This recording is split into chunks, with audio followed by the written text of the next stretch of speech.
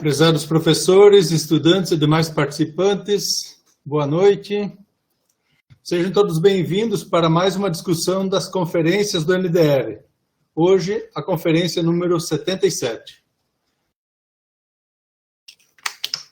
Para a etapa de hoje, contamos com a participação do doutorando Francis Regis Barbosa, do Programa de Pós-Graduação em Desenvolvimento Regional e Agronegócio. O tema da sua exposição será a resiliência da pobreza nos municípios do Centro-Oeste brasileiro. Francis Regis Barbosa possui graduação em Ciências Econômicas pela Universidade Federal do Mato Grosso do Sul e mestrado em Agronegócio pela Federal da Grande Dourados. Está desenvolvendo sua tese no PGDRA com o tema semelhante, sob a orientação do professor Jandir Ferreira de Lima. Desde já agradecemos a disponibilidade do Francis para nos acompanhar essa noite. Antes de passar a palavra ao conferencista, eu gostaria de lembrar ao nosso público fiel que as conferências podem ser vistas e também revistas na página do NDR no Facebook e no canal do YouTube. Por favor, assistam, divulguem, comentem e ajudem-nos a enriquecer o debate. Os links para o acesso serão disponibilizados no chat pelo professor Stan. Pedimos aos ouvintes para que mantenham seus microfones desligados enquanto não estiverem interagindo. E, como é de praxe, vocês poderão interromper a exposição do Francis durante a mesma para esclarecimento, considerações e outras questões. Então, Francis, a palavra é sua.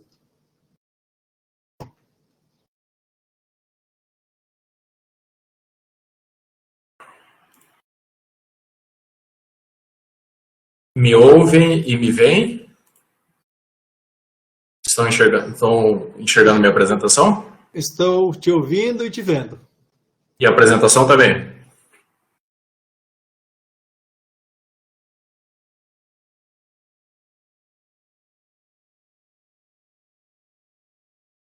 Estamos vendo aqui a apresentação. Inclusive, você está no slide 3 agora. Ok. Bom, boa noite a todos. Meu nome é Francis Regis Gonçalves Mendes Barbosa, eu sou doutorando aqui do PGDRA, Programa de Pós-Graduação em Desenvolvimento Regional e Agronegócio.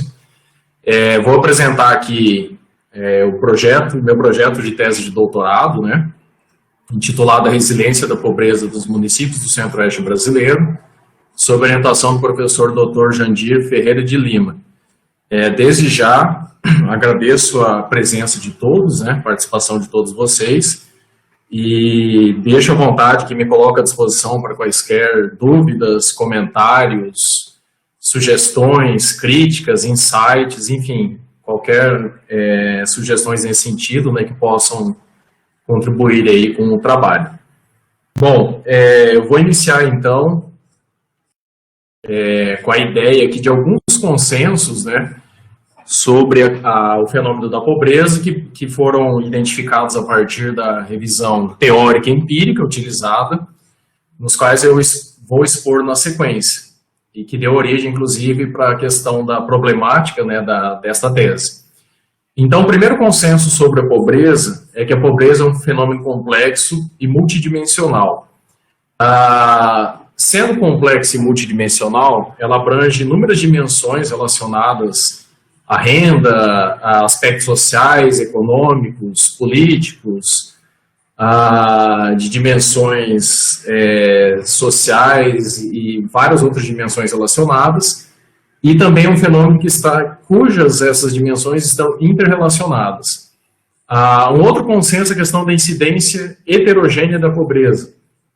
Ela é desequilibrada no espaço geográfico, isso entre países, regiões, unidades federativas, municípios, meio rural urbano, bairros e por aí vai. E essa incidência também é desequilibrada no tempo, entre gerações familiares e grupos sociais. Uma outra característica de manifestação do fenômeno são os vários perfis assumidos pela pobreza. Esses perfis variam em diferentes sociedades e localidades.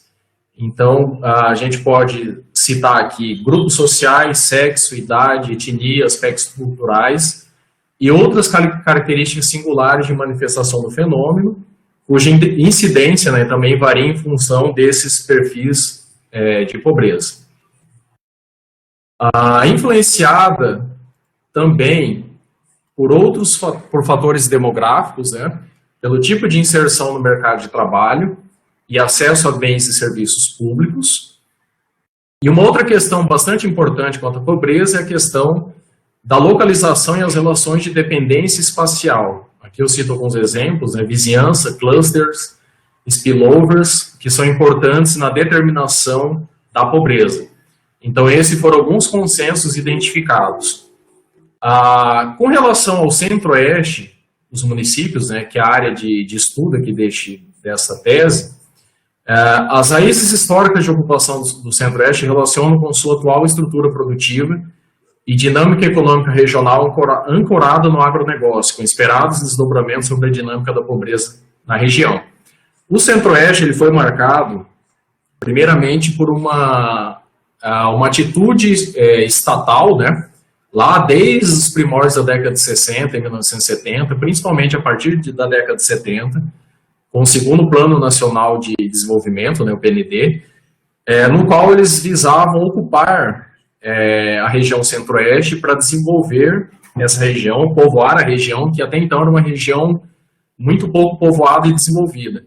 Então ela foi influenciada por diversos planos nacionais de desenvolvimento, né, como o Polo Oeste, o Prodecentro e outros, né, que se iniciaram ali na década de 70 e alguns surgiram na década de 80, com esse propósito de ocupar a região.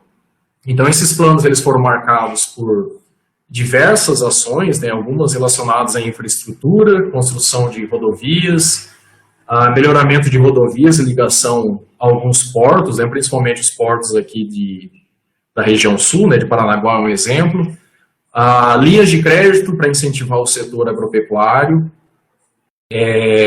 algumas questões também relacionadas à pesquisa e assistência técnica. E aí também nesse contexto a gente tem que mencionar o papel da Embrapa, que através do sistema de inovação, né, liderado pela Embrapa, a região também pôde ser ocupada pela agropecuária, né, principalmente devido à correção da acidez do solo, a tecnologia de correção da acidez do solo, melhoramentos de semente e de pastagens, e outras inovações, né, que foram capitaneadas aí pela Embrapa. Então, diante desse contexto, esse consenso, né, quanto à manifestação da pobreza, e também esse contexto histórico de ocupação da região centro-oeste, surgiu então um problema de pesquisa dessa tese. A pobreza na região centro-oeste do Brasil é regionalmente concentrada e resiliente ao longo do tempo. Então, a hipótese central dessa pesquisa é que a resiliência da pobreza é determinada espacialmente por estruturas produtivas concentradas no setor agropecuário, pela localização dos municípios e por desigualdades estruturais regionais. Aqui, a formulação... Posso fazer uma intervençãozinha, Francis? Sim, fica à vontade. Francis, eu estava olhando ali o teu título e o problema e essas coisas, e aí eu vou te perguntar uma coisa. Tipo assim, essa palavra resiliência está bem na moda, né? Então, tipo assim, o pessoal tem usado ela muito em tudo que era contexto, assim. E aí, não sei se é certo ou não, mas a resiliência, ela é uma ação, né, do indivíduo. Por exemplo, um indivíduo ele é resiliente, uma cidade é resiliente, né? Por quê? Porque a cidade ela tem uma ação com relação ao que está acontecendo dentro dela. Ela pode tomar uma ação, né, perante o que está acontecendo. Agora a pobreza não, a pobreza é pobreza, tipo assim, não tem uma ação em cima da pobreza, né? Por exemplo, se eu falo assim, cidades resilientes, né? Eu estou dizendo que são aquelas cidades que são capazes de resistir, absorver, adaptar-se, né? É a mesma coisa de falar assim, municípios resilientes, são esses municípios capazes de se adaptar a alguma coisa, né? E aí, quando você usa esse termo, a resiliência da pobreza, não sei se ficaria certo nesse contexto, não sei se poderia ser a resiliência dos municípios perante a pobreza. Não sei se é isso. Persistência da pobreza? Aí, né, nesse sentido, então seria a resiliência dos municípios perante a pobreza no centro-oeste brasileiro, né? Mas, assim, como sugestão para você dar uma olhadinha, depois senta com o seu orientador, né? Para discutir isso daí, tá? Esses termos aí. Eu acho que quem gosta bastante de discutir essas palavrinhas, assim, é sempre o Moacir, né? Que cobrava bastante da gente, assim, né? O significado das palavras, essas coisas. Beleza? Sim, sim. Beleza, Cristiano. Só aproveitando também, o Carlos que está falando, tudo bem, Francis? Tudo bem, Carlos. Tá, o Paulo fez uma apresentação sobre isso semana passada, você assistiu, Francis? Não, essa eu não assisti. O Paulo fez uma apresentação sobre resiliência semana passada, não, né? A conferência passada, 15 dias atrás, né? E talvez seja muito legal você bater um papo com ele, porque ele estava discutindo isso lá na fronteira mesmo, né? Lá, ele estava fazendo doutorado lá na PUC do Rio Grande, então essa parte de resiliência, os modelos de resiliência, esse tipo de coisa, ele está discutindo isso, ele estava com bastante artigos e papers assim, bem atuais nessa área, né? Então, talvez seja interessante você bater um papo com ele, ver se realmente você poderia usar isso desse jeito, porque pelo que eu vi no trabalho do Paulo, e daí talvez no seu também você trate isso, eu vi que abriu o Paulo aqui. O Paulo está aqui? Sim, Carlos, eu estou aqui. Ah, Paulo, pô, então tá, o dono da coisa está aqui, ó. E aí, ô Paulo, só para concluir, tem uma coisa aqui que é o tempo que ele que supera, ou seja, o que ele estava estudando era o tempo que demoraria para o município ou a região voltar aos níveis por exemplo, pré-pandemia. Se você avaliar a resiliência dos municípios frente à pandemia, por exemplo, né? Atividade econômica. Então, você calcularia, você teria uma ideia do tempo que ele demora para voltar aos níveis, por exemplo, pré-pandemia, né? Nesse seu caso, como você está analisando a pobreza, você precisa de um parâmetro para passar de um determinado ponto para ser o ponto que o município superou aquela resiliência, alguma coisa desse tipo. E acho que o Paulo pode complementar melhor aí. Obrigado aí pelo espaço. Sim. Não, essa ideia da resiliência que eu trago aqui, ela vem mais da teoria sobre dinâmicas da pobreza que eu estou utilizando, que vou apresentar na sequência. Essa teoria das dinâmicas da pobreza, ela encara a pobreza não somente como uma questão de privações fisiológicas, aquela ideia das linhas de pobreza, né? Ela encara a pobreza como um fenômeno de mudança social, de resistência social. Então, nesse sentido, né, inclusive, ela atenta para alguns tipos de ativos, né, que eu vou comentar na sequência, que eu estou utilizando também algumas variáveis aí como proxy desses ativos. É nesse sentido assim que a gente encara a resiliência. Então, ela não é somente uma condição, digamos assim, fisiológica, ela é também uma condição social. E sendo uma condição social, ela está passível de mudança, de alterações ao longo do tempo. Então, é nesse sentido assim que a gente coloca essa questão da resiliência. Oi, Francis. Oi. A gente já vai conversar sobre os seus dados, né? Sim, sim. Aproveitando, então, que o Carlos falou e o Cristiano falou também, né? Eu acho que você já definiu o que é pobreza, você vai definir o que é resiliência, porque aí tem que ficar bem claro o que é resiliência, o que você está entendendo como resiliência, né? Acho que essa que é a dúvida, né? Não sei se no próximo slide você vai definir o que é, né? Porque, sim. Mas depois a gente pode conversar mais sobre os seus dados, que a gente vai sentar e conversar sobre os seus dados, a gente pode conversar sobre resiliência também. Isso, perfeito, perfeito. Eu vou apresentar a definição aqui na sequência, né? Posso continuar a apresentação? Sim, pode continuar. Então, aqui, eu coloco justamente a questão do conceito de pobreza, né? Então, entende-se a pobreza como um fenômeno complexo e multidimensional, resultante de privações de capacitações básicas, privações de acesso a diferentes formas de capital tangíveis, econômico, natural e intangíveis, humano, social, cultural, político e coercivo, e de alterações demográficas cujos determinantes espaciais estão relacionados ao perfil da estrutura produtiva regional local, a localização geográfica e as desigualdades estruturais. O processo, então, de retroalimentação, de inter-relação e retroalimentação desses condicionantes, quando eles são desfavoráveis, né, à promoção do bem-estar e à redução da pobreza, que a gente entende como resiliência. Então, é nessa ideia que a gente está entendendo aí a questão da resiliência. Aqui eu apresento aqui os objetivos do trabalho, né? O objetivo geral é analisar a dinâmica da pobreza multidimensional nos municípios da região centro-oeste do Brasil entre 2013 e 2019, com vistas a identificar e explicar os determinantes, né, da sua resiliência. Os específicos, estimar o índice de pobreza multidimensional relativo e identificar os principais elementos que mantêm os municípios da região centro-oeste na pobreza. Esse termo relativo, ele diz respeito a essa ideia de comparação entre os municípios da região centro-oeste, né? Por isso é uma ideia de índice relativo. Analisar espacialmente a distribuição e os determinantes da pobreza multidimensional, apontar elementos de resiliência e localização, e, por fim, propor estratégias para o alívio da pobreza multidimensional e rompimento do círculo de retroalimentação da pobreza. Esse círculo de retroalimentação, né, que explica essa condição de resiliência da pobreza, com base no aproveitamento de potencialidades locais e regionais. Aqui algumas justificativas do trabalho. A primeira é que há uma escassez de estudos sobre a pobreza, especificamente na região centro-oeste.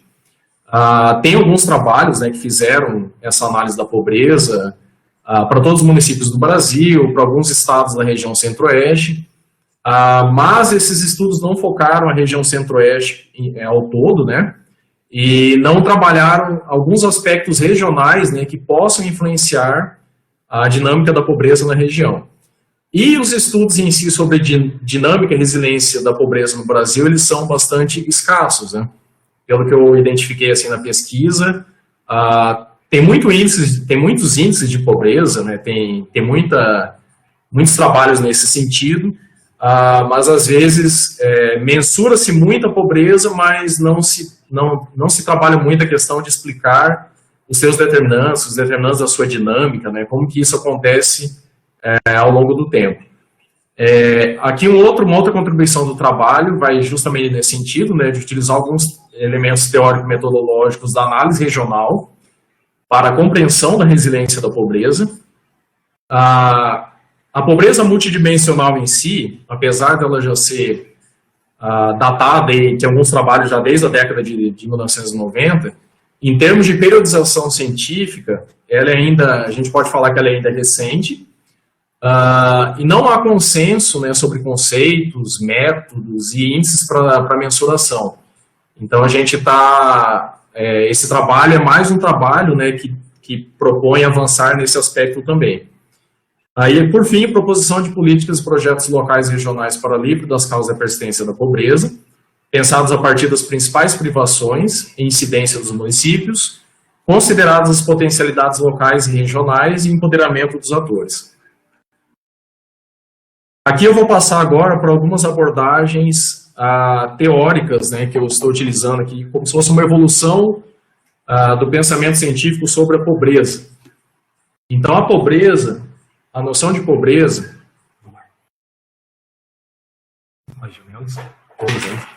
A noção de pobreza, ela começa com essa discussão da pobreza absoluta versus pobreza relativa. Essa ideia da pobreza absoluta, ela se refere a um padrão de subsistência abaixo do mínimo, socialmente aceitável, frequentemente estabelecido a partir de valores monetários, associados a requisitos nutricionais e outros bens essenciais. É aquela ideia da linha de pobreza absoluta, né? Uma linha bastante utilizada, também a ideia da linha monetária, né, de pobreza. A pobreza relativa, por sua vez, ela é encarada a partir da comparação das condições de vida de segmentos menos favorecidos da população, em termos de desigualdade de rendimento, de padrão de vida, né, e outros tipos de desigualdade. Essa ideia da pobreza relativa, ela está muito presente nos países mais desenvolvidos, né, onde geralmente essa questão do mínimo vital ele já é garantido à maioria da população, Então, a ideia relativa é, por exemplo, qual que é o meu padrão de vida em relação à média da sociedade, não necessariamente as necessidades mínimas que eu necessito, né, para eu levar a minha vida. Só que há uma série de controvérsias em relação ao estabelecimento dessas linhas de pobreza, né. Um caso bem emblemático é o caso do chá para os ingleses. Começou essa discussão em torno do chá para os ingleses. O chá em si, ele não é um alimento, né, um componente de elevado, digamos assim, contribuição nutricional. Só que ele é muito importante por conta dos costumes dos ingleses, né, de tomar chá. E isso a gente pode abstrair também por outras regiões. Por exemplo, o chimarrão aqui para o pessoal da região sul, o tereré lá para o Mato Grosso do Sul e outros tipos de situações, né. E também tem essa discussão em torno de países envolvidos e subdesenvolvidos. Nos desenvolvidos, como eu mencionei anteriormente, o mínimo vital geralmente ele já é garantido à maioria da população. Então não faz muito sentido você trabalhar com linhas absolutas de pobreza e sim trabalhar com linhas relativas. E o contrário acontece nos países mais pobres, os países subdesenvolvidos. E também há uma série uma inexistência quanto aos limites empíricos claros sobre essas linhas de pobreza. Esse é um outro fator aí de discussão. Agora a questão das perspectivas objetivas e subjetivas da pobreza. A perspectiva objetiva envolve julgamentos normativos a respeito do que constitui a pobreza e do que é necessário para tirar as pessoas dessa condição.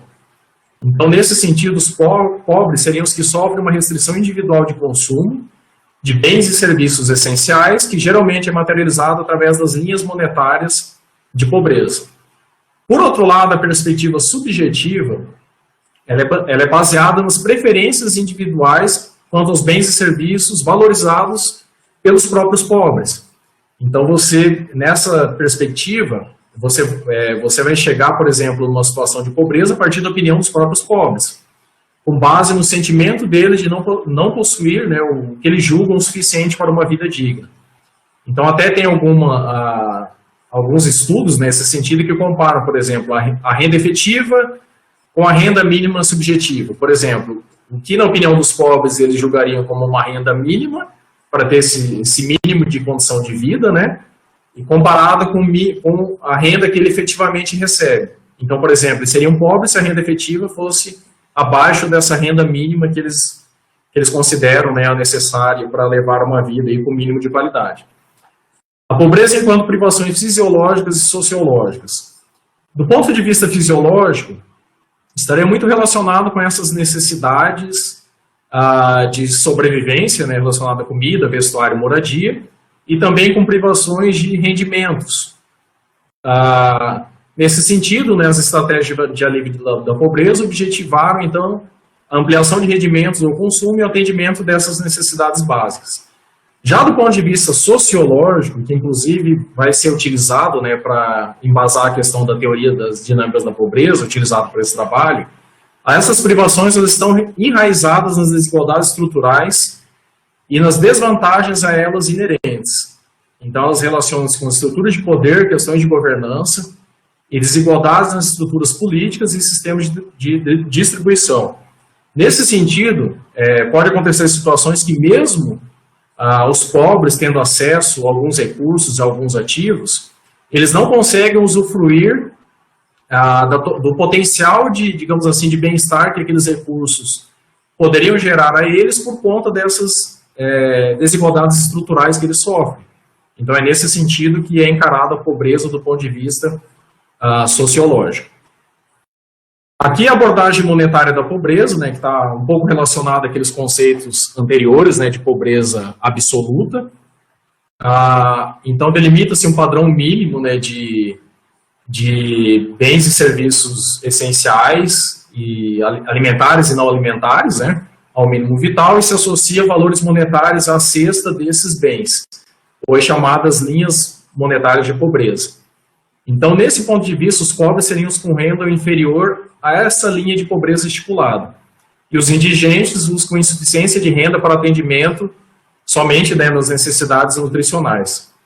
Algumas vantagens desse método, dessa abordagem, é a questão da agregação... Oi, pode falar. Eu vou te interromper porque eu não sei qual é a estrutura da sua apresentação, de repente eu perca o carro.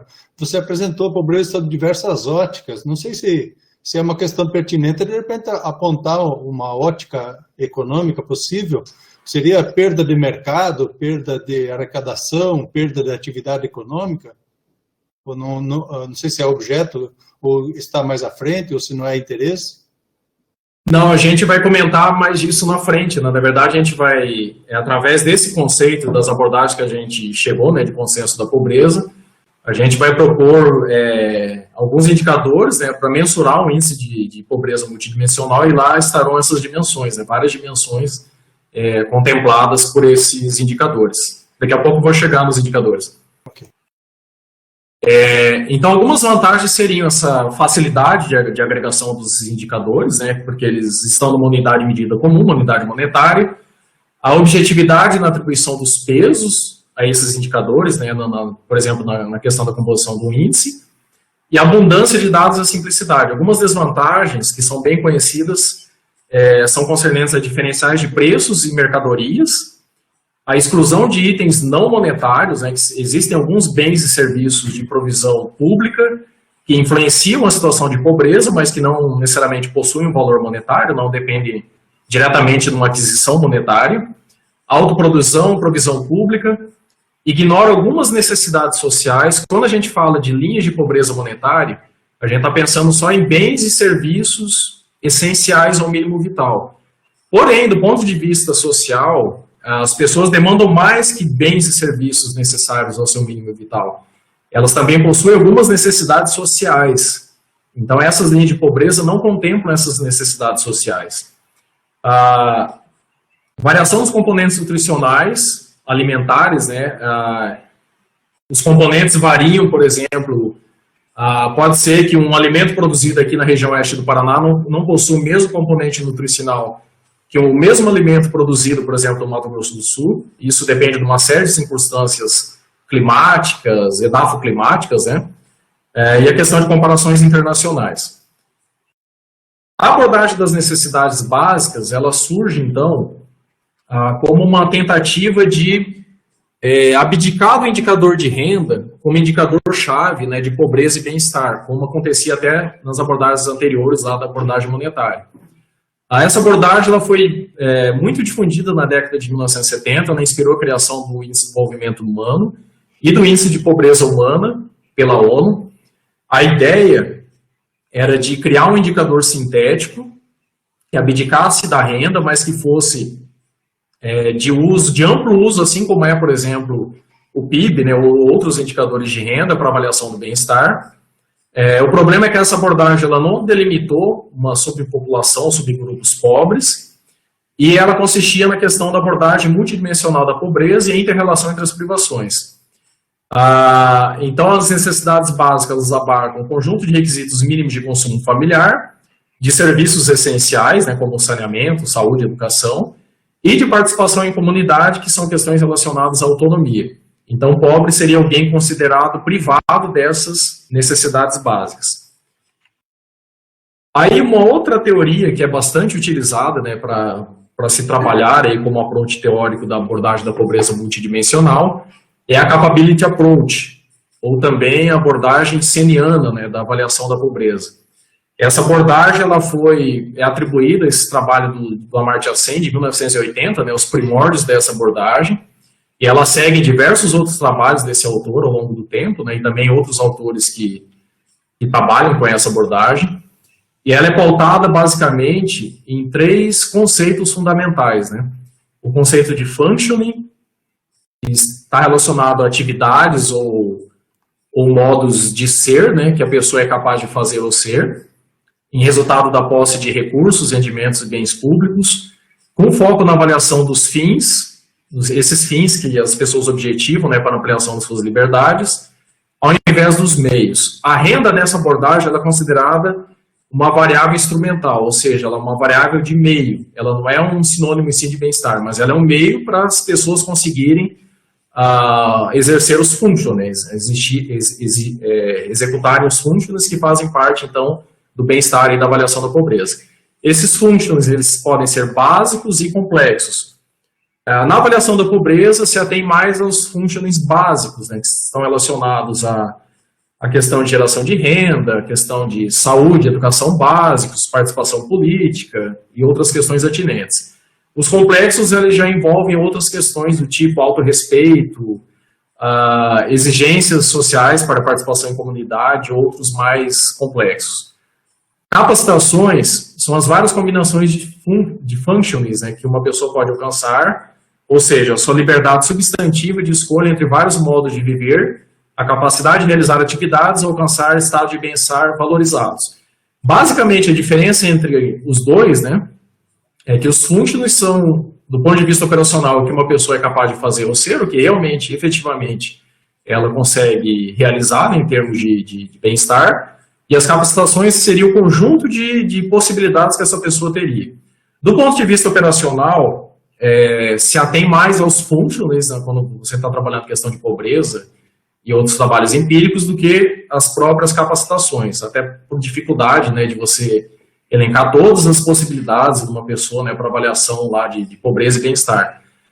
E o agency seria a capacidade de perseguir e realizar objetivos pessoais e promover bem-estar de terceiros, alguém que age e traz mudanças.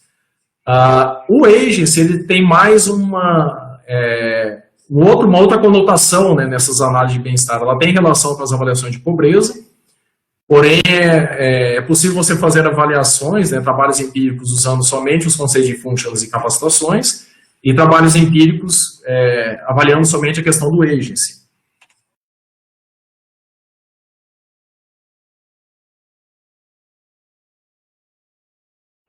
Meu trabalho tinha travado. Agora sim. A conversão dos recursos, rendimentos e bens e serviços públicos em functionings, ela é influenciada por 5 fatores de conversão, né, que está presente nessa teoria do Amartya Sen.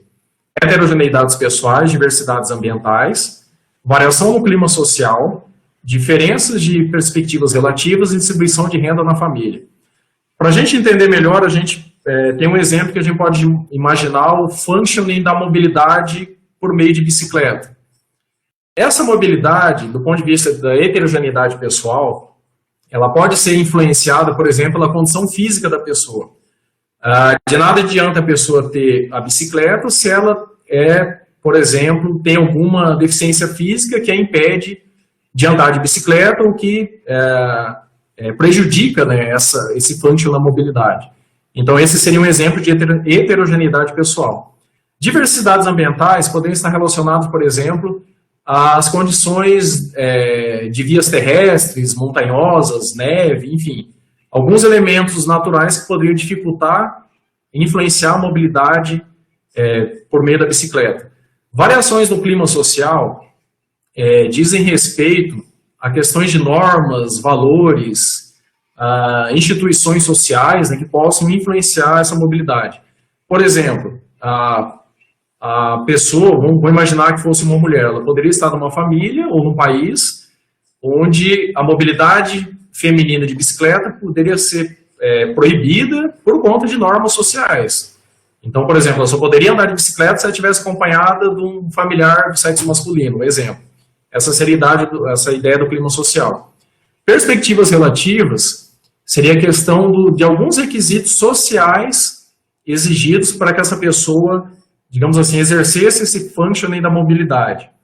Um exemplo, se ela quisesse participar de um grupo de ciclismo, não bastaria ela ter uma bicicleta, teria que ter uma bicicleta boa, com aro 29, com todos os equipamentos de segurança necessários e por aí vai. E distribuição da renda da família seria a questão dessa desigualdade no acesso a bens e serviços por parte, isso intrafamiliar. Por exemplo, a pessoa ela não é a provedora da família, mas ela não sendo provedora da família, ela depende de uma outra pessoa, digamos assim, para ter essa aquisição da bicicleta para realizar o functioning da mobilidade. Então, a pobreza, nesse sentido, é a privação de capacitações básicas individuais, necessários ao atendimento de níveis mínimos de sobrevivência e bem-estar. Alguns exemplos, né, de capacitações básicas que o próprio Amartya Sen coloca: o estado de nutrição, a capacidade de escapar da morte prematura, boa saúde, alfabetização, infraestruturas básicas de saneamento, energia elétrica, água potável, e gozar de liberdades políticas, embora essa lista não seja fixa e nem imutável, né, ao longo do tempo e entre diferentes regiões. E, por fim, chegou-se ao conceito da multidimensionalidade da pobreza. Então, a pobreza, sobre essa ótica, ela envolve diversos aspectos de carências e fatores socioeconômicos interrelacionados. Esses fatores podem ser de origens materiais, subjetivos, dimensões políticas e sociais, abrangentes e cumulativos, que interagem entre si e se retroalimentam, dificultando a superação desse problema. Então, isso suscita a importância da atuação conjunta e complementar das políticas sociais, né, de alívio da pobreza, objetivando não somente retirar as pessoas da pobreza, mas evitar o retorno dessas pessoas a essa condição. Ela é multifacetada, possui especificidades em diversos contextos e não apresenta padrões universais de manifestação. Por fim, no referencial teórico, eu coloco agora a questão das dinâmicas da pobreza, que é um referencial teórico aqui, essa figura que resume, né, alguns elementos por trás dessas teorias de dinâmicas da pobreza. A primeira questão aqui diz respeito à ampliação do conceito de pobreza, para além dessa noção de privação fisiológica, para a questão de privação social, que é relacionada com aquele conceito de privação sociológica que eu mencionei anteriormente. Então, essa questão envolve elementos como desigualdade de direitos humanos e vulnerabilidade à pobreza, ou vulnerabilidade a condições desfavoráveis. Essa ampliação do conceito de pobreza leva à ampliação da estrutura causal da pobreza. Então, essa estrutura causal é entendida como forças, a dinâmica da pobreza é entendida como forças de mudança social, pautados aí por esses 7 tipos de capitais: capital econômico, capital humano, social, natural, político, cultural e coercivo. O econômico está relacionado a infraestruturas, né, que possam ser criadas e manejadas como homem, como máquinas, equipamentos, renda, e por aí vai, também a crédito. Capital humano, ele diz mais respeito a habilidades cognitivas, né, relacionadas ao ser humano, que são influenciadas pela saúde, pela educação e pelo estado de nutrição. O capital social diz respeito às normas e relações sociais, redes sociais, né, que levam a benefícios mútuos, né, cooperação que leva a benefícios mútuos. O capital natural diz respeito ao estoque, a quantidade e a qualidade de bens e serviços naturais à disposição do público, que podem ser manejados, né, por eles, acessados e manejados por eles. Capital político diz respeito a redes de alianças políticas formais e informais, que podem ser utilizadas, né, como estratégia de mudança social. Capital cultural diz respeito a normas, regulações de instituições sociais, que possam influenciar, né, que podem influenciar a importância, né, de determinados grupos nessa questão das dinâmicas da pobreza. Esse capital cultural, ele é, de todos desse tipo de capitais, ele é o mais difícil de ser mensurado. Então, por essa própria literatura que traz essa observação, e por essa razão, ele foi, digamos assim, que ele foi excluído das variáveis que eu vou propor aqui no índice, justamente por essa característica. Embora ele seja importante, ele é difícil de ser mensurado. E o capital coercivo diz respeito mais a atitudes coercivas, a intimidações, que possam influenciar o bem-estar das pessoas, o bem-estar, a inserção de grupos por maneiras repressivas. Esse capital coercivo, por exemplo, a gente vai ver que ele é muito presente, é claro, ele é presente em várias regiões, mas ele é especialmente presente em regiões de fronteira, né, que enfrentam muitas questões da violência, do tráfico de drogas e outras questões atinentes. O aprofundamento da estrutura causal da pobreza. Essa questão envolve algumas estratégias, né, de resposta individual e coletiva, comunitária, aos elementos de vulnerabilidade da pobreza. Essa vulnerabilidade envolve aquelas questões, o foco aí dizia um pouco da questão do estoque da pobreza, para a questão da mobilidade dentro dessa condição, ou seja, aquelas pessoas que se mantêm pobres ao longo do tempo, as pessoas que eram pobres e saem dessa condição, as pessoas que tinham uma condição de pobreza transitória ou pobreza crônica, então diz respeito a esses elementos. Essa vulnerabilidade é a função das pressões descendentes, né, que são caracterizadas aí como choques e tensões. Os choques, eles são mais repentinos e imprevisíveis, e as tensões elas são mais graduais e cumulativas. Aí aqui alguns exemplos são doença, perda de safra, perda de emprego, violência, conflitos, desastre natural e deterioração dos termos de troca, embora haja outros elementos, né, que não estão aí nesses exemplos. E as estratégias de enfrentamento individual e comunitário, elas são pautadas por essa inter-relação entre esses 7 diferentes tipos de capital já mencionados. Essa inter-relação, por sua vez, ela pode ser uma inter-relação sinérgica, ou seja, uma inter-relação favorável entre 2 ou mais tipos de capital que leva a uma melhora do bem-estar, cria uma estratégia, né, de superação da pobreza, ou algumas interações também podem ser destrutivas. Por exemplo, a questão do capital coercivo, digamos que o indivíduo ele é influenciado, né, pela questão, ele é seduzido por essa questão do tráfico de drogas, ele acaba abandonando a escola para se dedicar a esse tipo de mundo, então ele abandona a escola, ele entra na informalidade, enfim, é um processo que leva a uma interação de capitais que ele chama isso de interação destrutiva.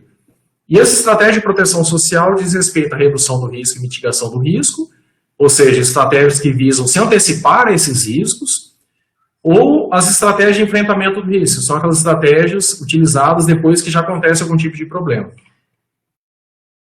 Por fim, aqui, a questão da metodologia, né, eu relaciono os objetivos geral e específicos com os métodos de análise propostos, né, o primeiro objetivo específico, ele vai ser pautado, aí além da pesquisa bibliográfica e documental, pela teoria dos conjuntos fuzzy. O segundo objetivo específico, pela análise exploratória de dados especiais e por modelo de econometria espacial. E o terceiro objetivo, a partir dos resultados desses 2 objetivos anteriores, e com auxílio da pesquisa bibliográfica e documental, para propor estratégias de alívio aí da pobreza multidimensional. Aqui o primeiro método, né, que é o método proposto para mensurar, criar um índice fuzzy, né, de pobreza multidimensional relativo aos municípios da região centro-oeste. A análise fuzzy, ela é muito trabalhada em fenômenos complexos, né, no qual você tem uma ausência de critérios definidos, né, de pertencimento ao grupo. Nesse caso aqui a gente está trabalhando como pobres ou não pobres, né, então essa abordagem ela abdica, né, em algumas situações ela abdica da definição de linhas de pobreza, pela própria característica da abordagem e também por aqueles problemas de definição de linhas de pobreza, né, observados no referencial teórico. Segundo essa abordagem, né, a gente pode criar 2 tipos de indicadores fuzzy de pobreza. O primeiro tipo, ele diz respeito quando há uma relação, espera-se que há uma relação direta com o indicador em relação à pobreza, ou seja, o aumento desse indicador leva ao aumento da pobreza. Então, nesse caso, a gente utiliza a equação 1, né, para chegar nesse indicador fuzzy. E quando acontece o inverso, quando o aumento desse indicador leva a uma redução da pobreza, a gente usa a formulação 2. O YJ é o valor do índice fuzzy para o indicador J, calculado para o município I. N é o valor observado para o indicador J para o município I. O mínimo J é o valor mínimo da série de indicador e o máximo J é o valor máximo da série de indicador. A definição dos pesos, né, para cada indicador na composição desse índice de pobreza, ela é ponderada pelo tamanho populacional, que eu estou chamando ali de N, né, o tamanho da população da região centro-oeste, e o NK, que é o tamanho da população de cada município, ali na equação 3. E ela é ponderada também por esses índices fuzzy, né, que eu mencionei anteriormente. Então, essa é a fórmula de cálculo, né, a equação 3 do cálculo desses pesos. Esses pesos eles podem ser calculados por cada indicador e também por dimensão, né, que envolve o conjunto de indicadores selecionados. Esse cálculo ele é inversamente proporcional, mantendo o tamanho da população do município constante. Ele é inversamente proporcional ao tamanho do índice fuzzy calculado. Isso diz respeito ao seguinte: quanto maior for esse índice fuzzy, maior for, digamos assim, a participação desse componente no município, menor será o peso dele no índice de pobreza multidimensional composto. Então tem essa lógica inversa em relação aos valores dos índices fuzzy específicos. Por isso que esses elementos estão lá no denominador da equação.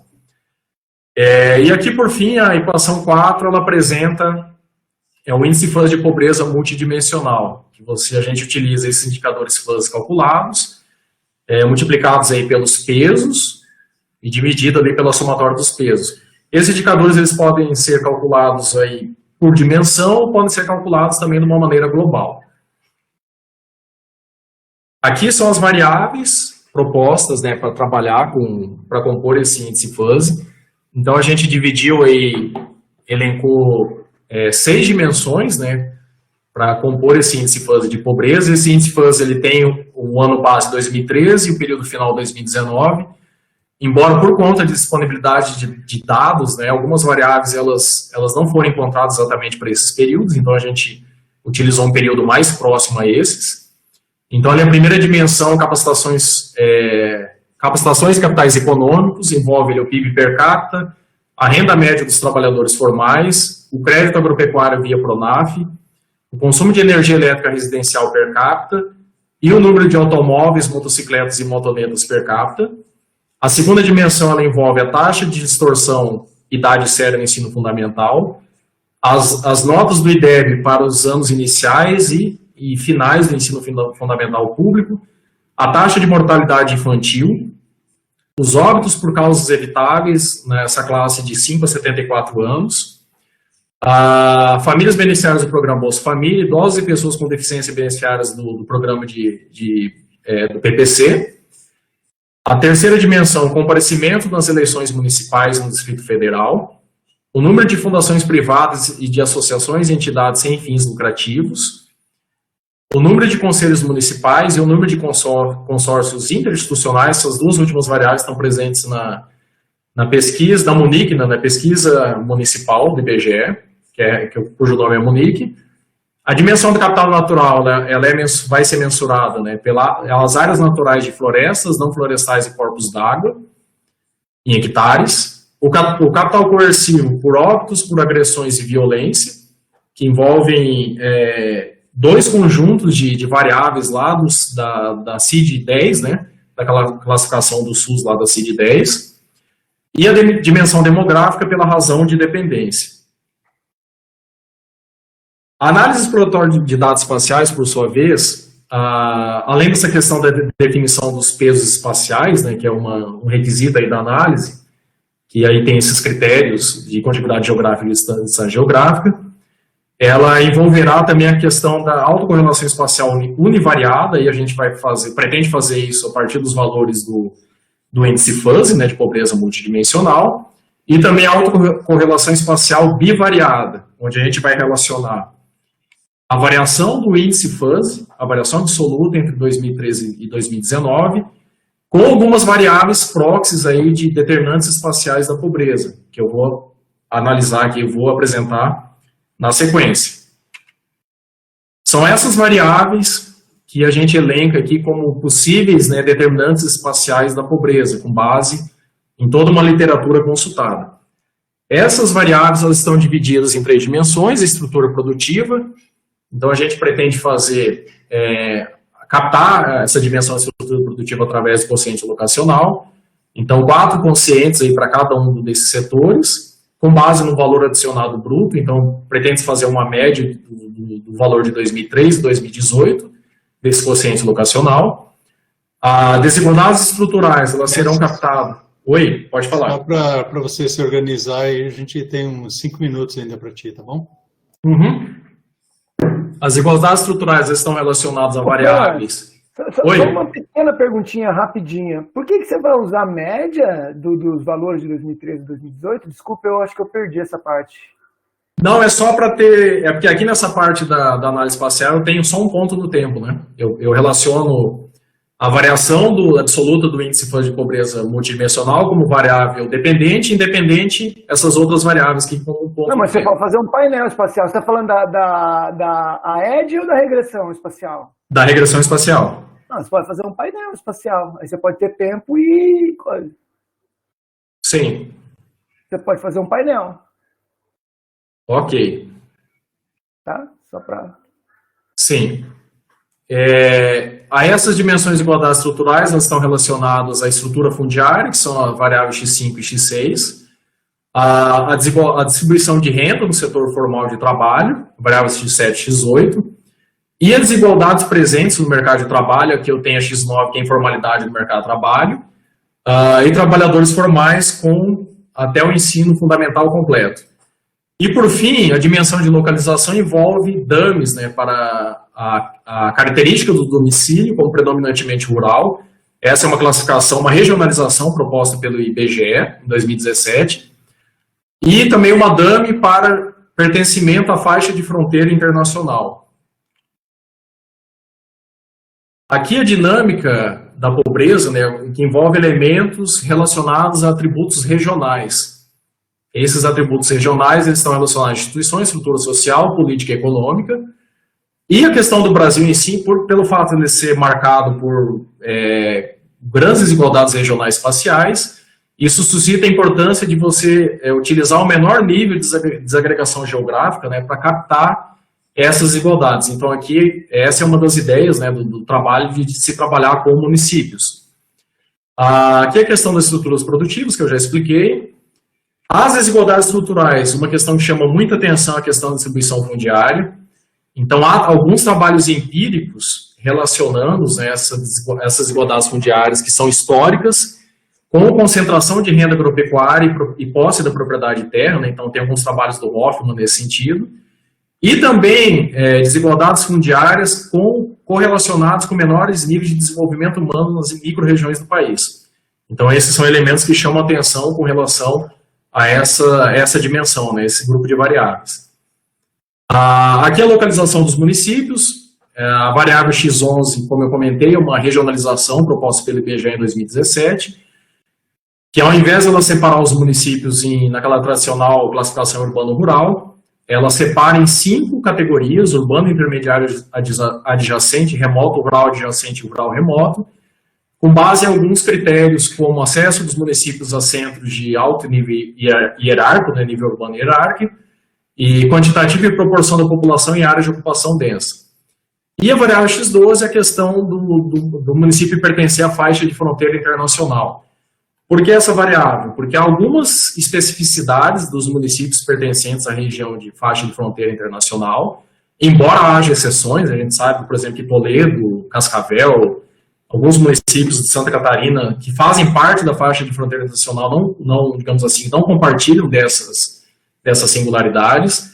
Mas, por exemplo, existe uma literatura que salienta essa relação da estagnação do processo de desenvolvimento regional, desses municípios que fazem parte, deficiência na aprendizagem coletiva e lideranças, altos níveis de criminalidade, violência, atuação de organizações criminosas, atividades ilícitas, evasão escolar e informalidade. Todos esses elementos relacionados ao tipo de capital que a gente chama de capital coercivo.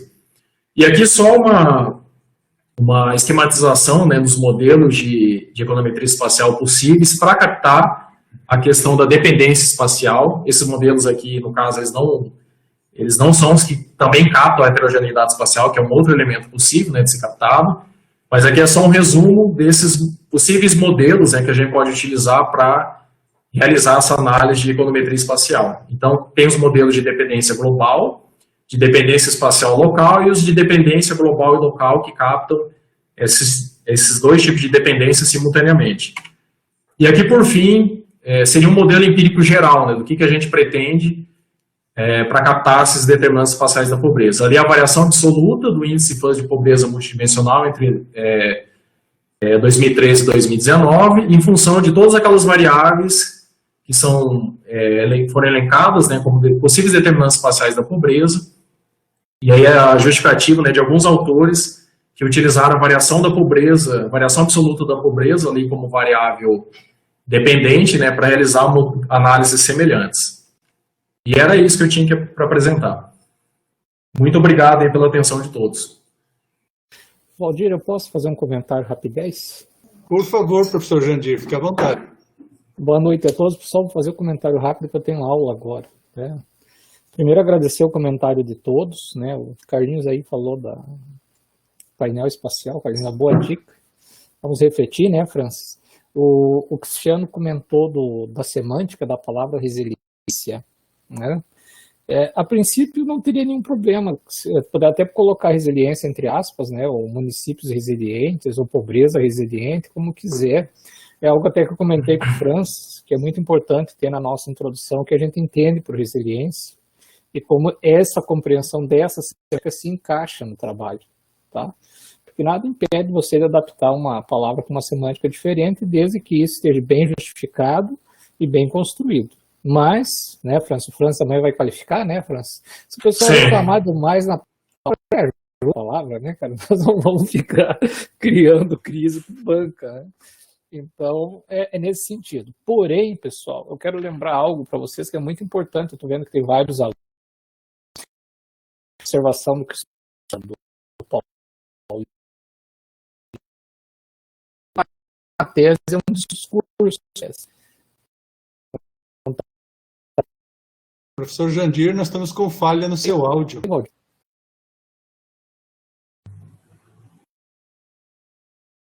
Professor Jandir, nós não estamos te ouvindo.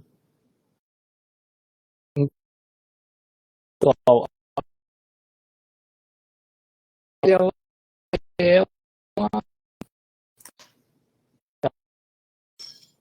é um curso.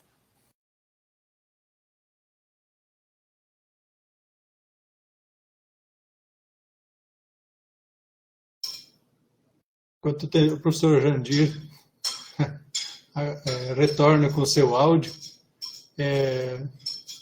vou abrir a palavra para alguém, outra pessoa que esteja interessada, até que ele dá uma olhadinha como é que ele pode contornar o problema.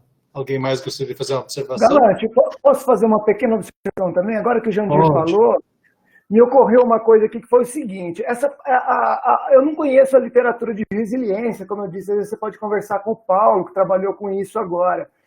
Mas eu me lembro de quando eu estava fazendo doutorado, tinha muitos modelos teóricos de poverty trap, ou seja, esses modelos de armadilha de pobreza, que tem mais a ver do cara não conseguir sair da situação de pobreza. Não é tanto uma resiliência da pobreza, é uma armadilha de pobreza que tem.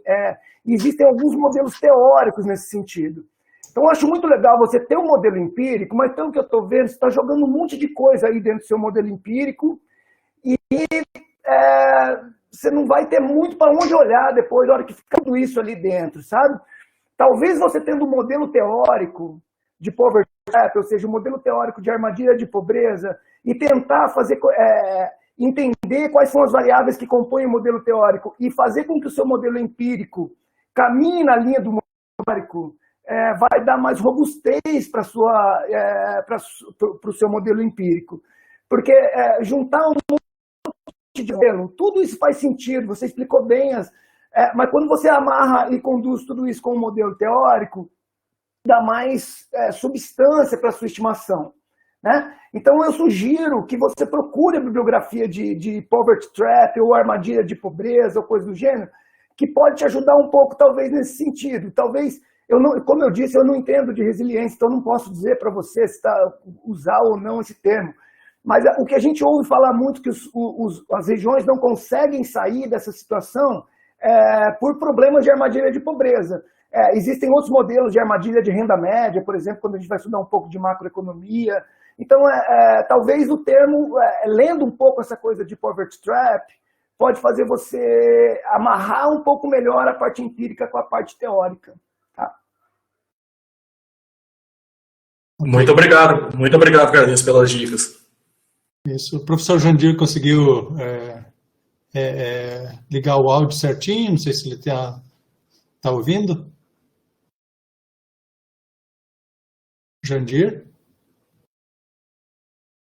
Parece que ele teve um probleminha mais sério. Certamente ele vai poder expor para você a informação amanhã e nós vamos ficar em haver dessa informação do Jandir. Você seria... cara, uma bosta, né? A gente conversa mais tarde, eu te mando um áudio. Agora eu gostaria de fazer então o agradecimento sobre a colaboração do Francis na noite de hoje, na nossa conferência, e eu já gostaria de deixar o convite aberto para vocês para dia 14 de junho, que o professor Jandir ele vai tratar um tema relacionado aos 25 anos da revista GPEC.